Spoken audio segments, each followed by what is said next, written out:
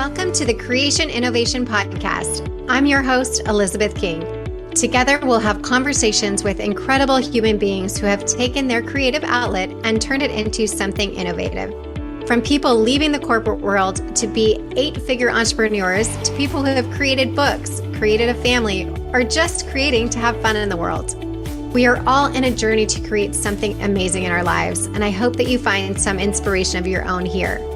This is the Creation Innovation Podcast.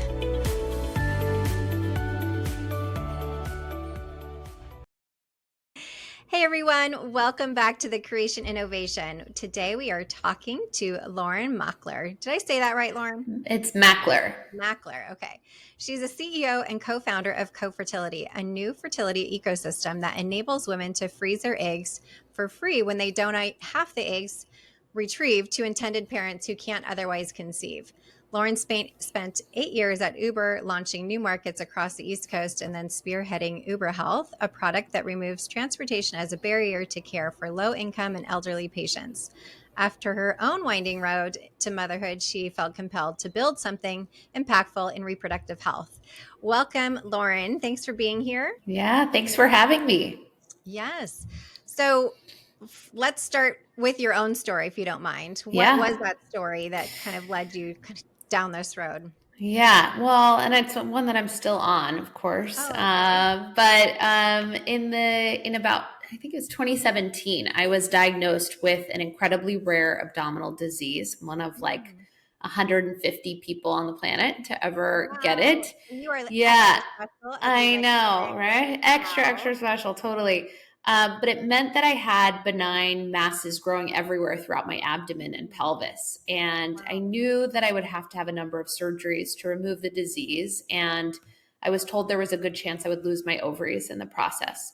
And I wasn't ready to become a mom yet at that stage in my life. And I asked, like, should I freeze my eggs? And I think my doctors felt that there was just so little known about my disease that they didn't feel comfortable freezing my eggs. And so Okay. I asked, like, okay, well, then How what did would you my, feel about that?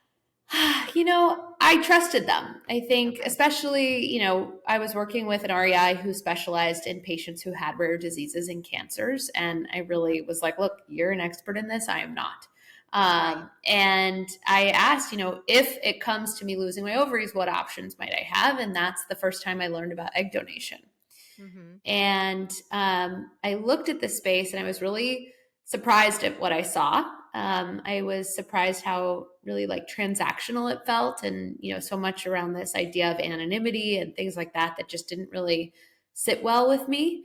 Right. And at the time, my sister actually said, hey, you know what, like, why don't I freeze my eggs and donate them to you so that you have them in case you need them? And so that's what she did. And it was this beautiful gift she gave me. And I got to then go through what ended up being 3 surgeries, knowing that I had those eggs on ice waiting for me if I needed them.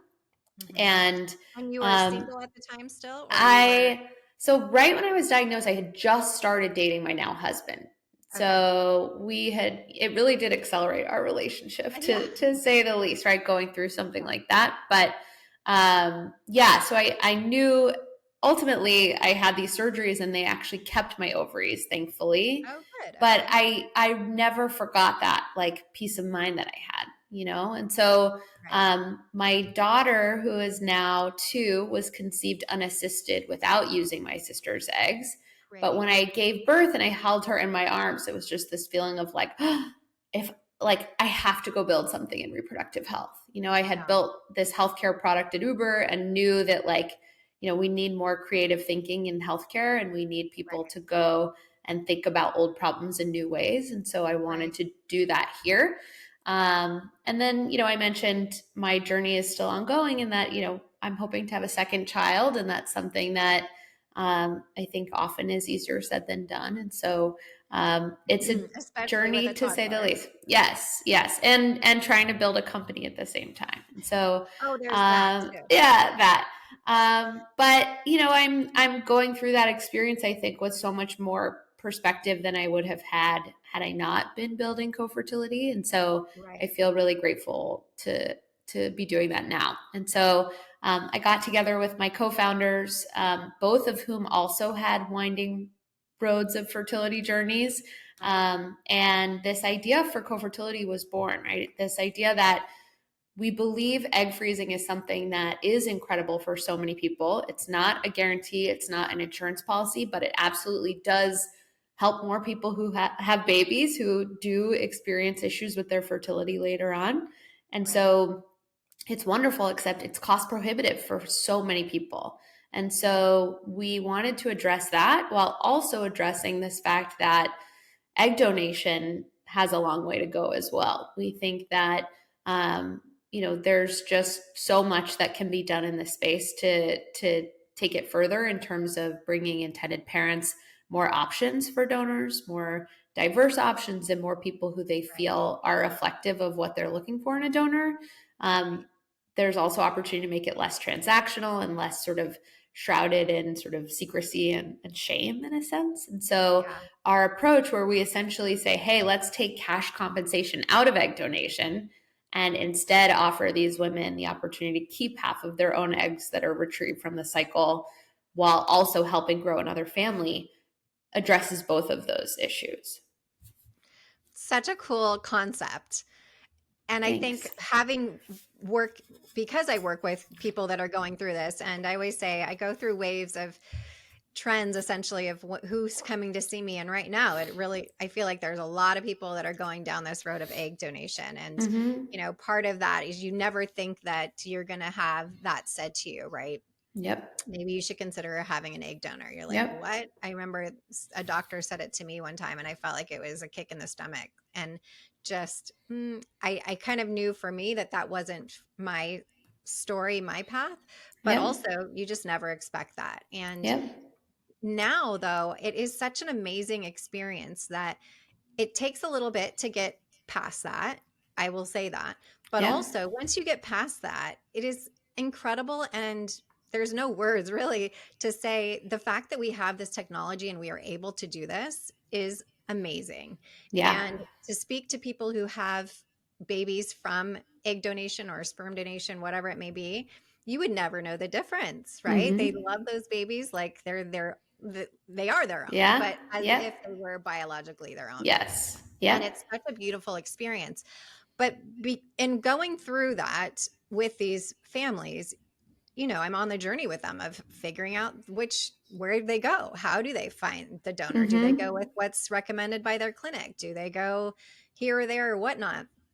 And that is something that has come up a few times recently, usually from one partner or the other, about this cash transaction, right?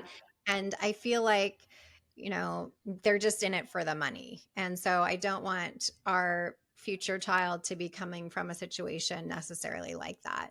And there's no judgment because I've never been in that situation to say, what could come up for either party during that situation. But now with CoFertility, it's so out of the box thinking of such a new, beautiful way of, I have an idea. How about this, right? We're taking that cash transaction out of it. And there's such an insurge of education, I guess, around this younger generation of egg freezing that people talk about it now. When I did it at 37, nobody was talking about it. Totally. Like, it was kind of, it just wasn't a thing. And the fact that I did it because of a situation similar to yours when I was 19 with my sister getting sick and saying, all the things. But now it's like a regular conversation over cocktails with women in their 20s or 30s, right? And so how do you market to these women to say, hey, come our way and then we have an idea for you? And like, how are you guys approaching that for this kind of market? I think you're right, that it is becoming way more a part of the conversation to the extent that it's less, should I freeze my eggs, and more, when should I freeze my eggs, right? And I think that part of that has to do with this younger generation being really educated on the fact that, fertility doesn't come easy to everybody, and that they may want to prioritize different things in their life and they may want to have more options. And I think that has a lot, like the older generation should get some credit for that, right? Because we are a lot more open about our fertility journeys and our struggles, and we want to educate this younger group, right? So I think that that's definitely happening more, and I'm so happy to see it. For us, we see ourselves playing a role in that conversation, regardless of whether or not someone wants to donate. And so a lot of what we do is around general fertility education as a whole and being about options and choice. And so we actually have two programs. One is called Keep, one is called Split. Split is the program that I've mentioned where women have the opportunity to do the entire egg freezing cycle for free, including 10 years of storage when they donate half of the eggs retrieved to intended parents that can't otherwise conceive. And so they obviously have to qualify for that. They have to meet certain clinical standards to donate. But for women who either aren't interested in donation or who don't qualify for a donation, that's where we have our Keep program, where we'll still help them find a way to freeze their eggs.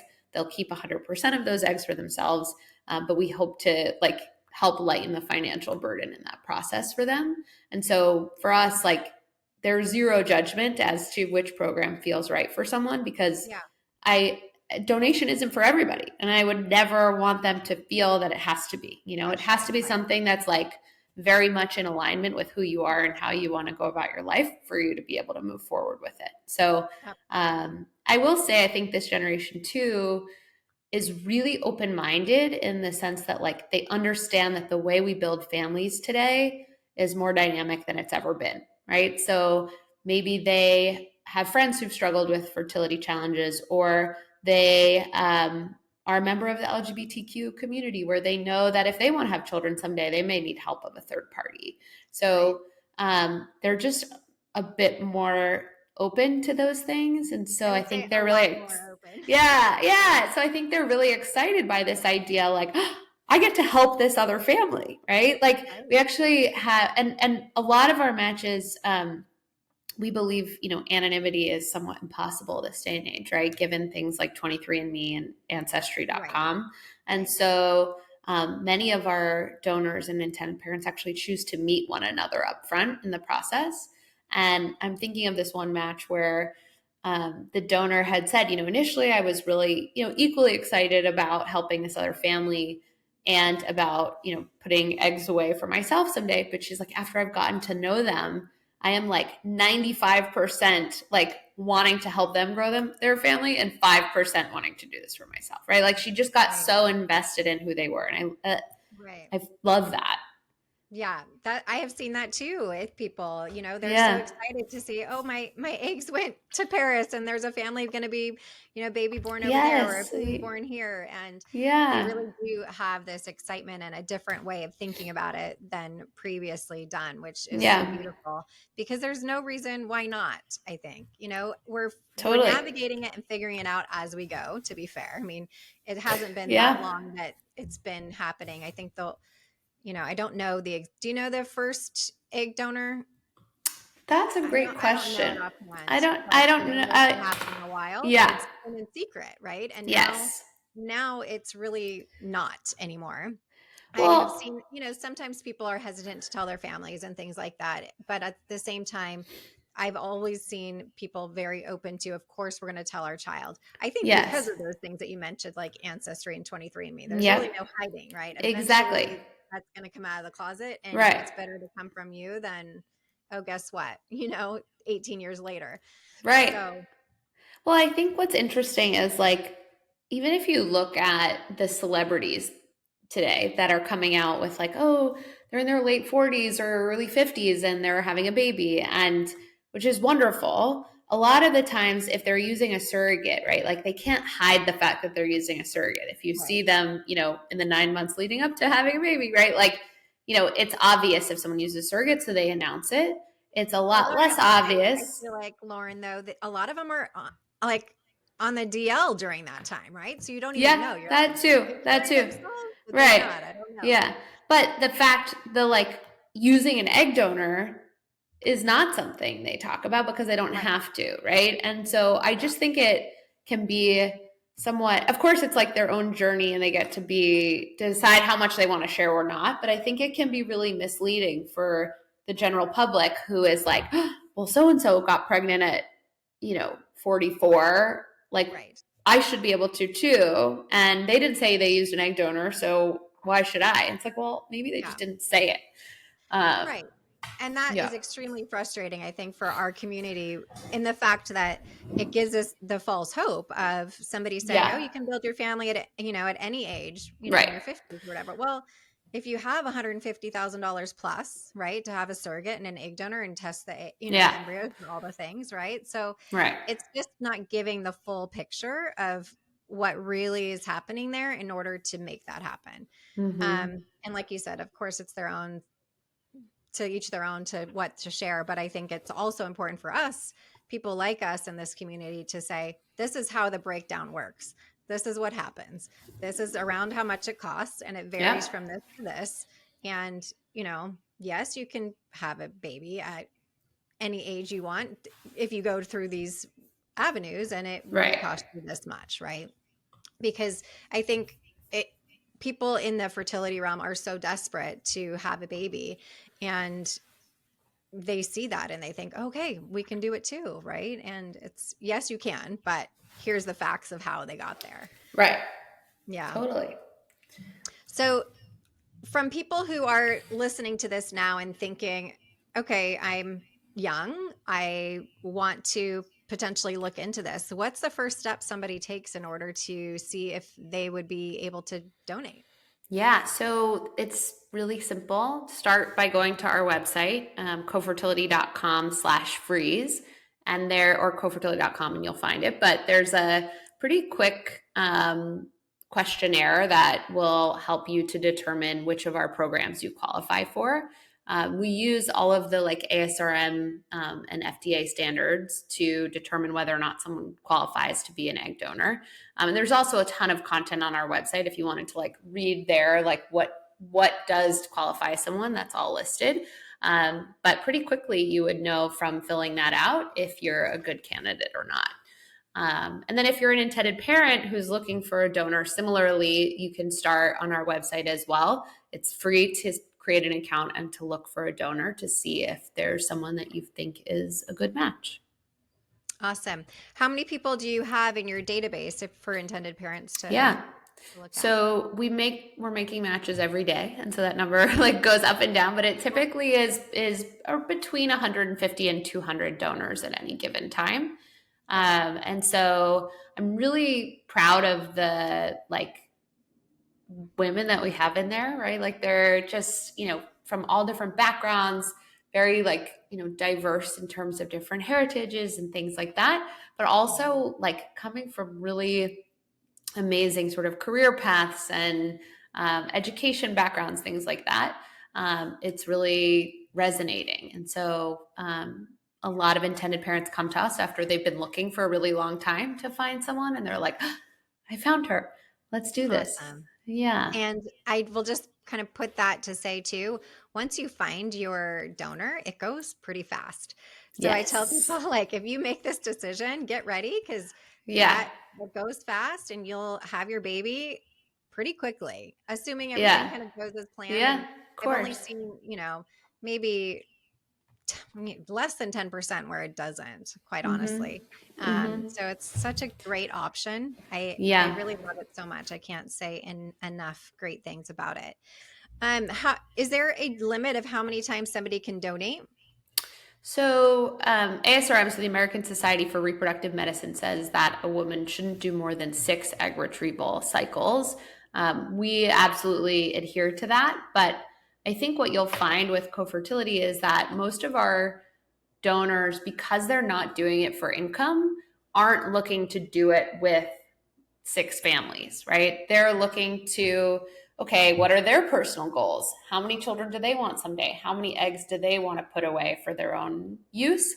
And do it that way. So some families decide to do 2 cycles with the same donor. Some don't. Some intended parents are like, we got enough from our first cycle to meet our goals, but maybe the donor wants to do it again with a second family. We've seen that happen, but we aren't really seeing. I think that's something a lot of intended parents care a lot about, which is like, how many biological half siblings will my child have? And so if you work with a traditional egg bank or some of the other egg donation agencies out there, this might be a donor who's on her sixth cycle, and maybe her, it's not only six families. Maybe that lot of eggs was divided into smaller cohorts. And so, there could be upward of 20 families that are sharing the eggs from one donor. So Right. that's less common with us. Okay. And if somebody has a retrieval and it's, they don't get what they expected to get out of Yeah. it, do they generally go right back into another round if they want to, or how is it up to whoever the clinic that you guys are working with? And I Yeah. guess that's my second part of the question. Do you guys work with specific clinics throughout the Yeah. US, or is it So whoever? we're clinic agnostic, meaning that we're more than happy to work with the intended parents clinic. We do have preferred clinics that we have established relationships with for scenarios where the intended parent doesn't have a clinic yet, or maybe wants to do the the retrieval local to the donor. So we have different options depending on the specifics of the match. But to your first question, first and foremost, we want to make sure that the donor qualifies through all of her like screening steps. So Right. she'll have her AMH checked, her antifollicle count checked. All of those different factors really will help the doctor who's overseeing the match to determine whether or not she's a good candidate to move forward with the split cycle. And of course, there may be a scenario where a donor has fewer eggs retrieved than even anticipated at that stage. So at that point, it's up to the intended parents, the doctor, and the donor if they want to move forward with a second cycle together, or if the intended parents want to work with a different donor for another cycle. We Okay. have something called a live baby guarantee, meaning that we will rematch the intended parents with another donor, or we'll refund their co-fertility coordination fee until they have a baby. So we're really Wow. committed to helping make sure that that happens. That's awesome. That is so Yeah. cool. What if somebody wants to freeze embryos rather than uh, eggs Yeah. only? Are you guys If the open to donor that? wants to freeze embryos, yeah, of course, we're absolutely open to it. The cost of fertilizing those eggs would be on the donor at that point. It's Okay. not covered with the arrangement that we've already set up. Right. But of course, if that's something that she wants to do, we're very supportive. Right.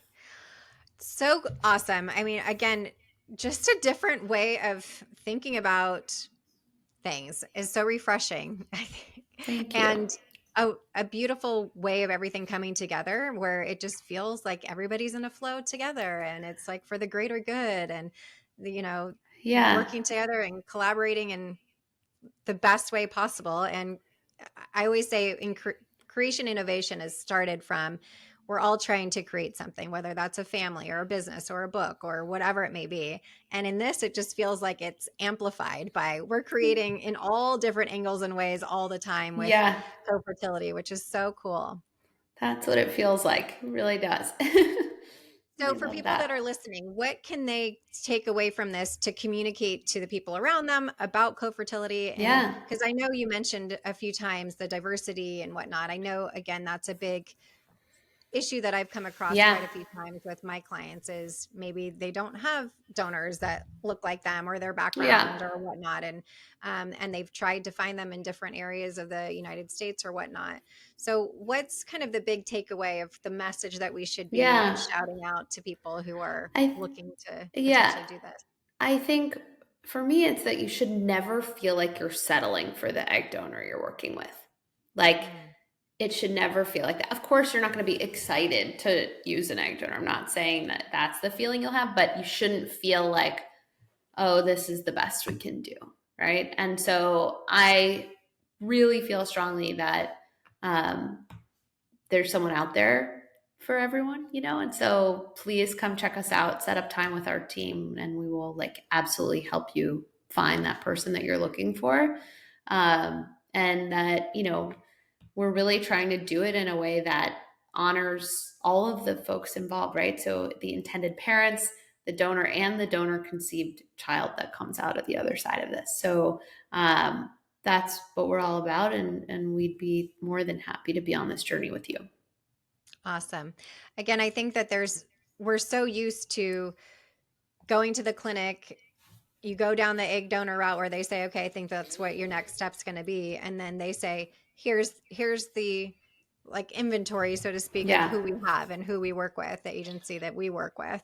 And what I say to my clients is do your own research as well. There's so many options. And to Lauren's point as well, you don't want to settle. You want to make sure that you are as excited as you can be about this donor and your Yeah. potential baby coming and who they are. And there is way more out there than just what most clinics are kind of giving you the menu of, so to speak, these days. So I think a lot of the clinics just aren't really on board yet with the variety of different options that are out there to kind of serve that up, so to speak, if that makes sense.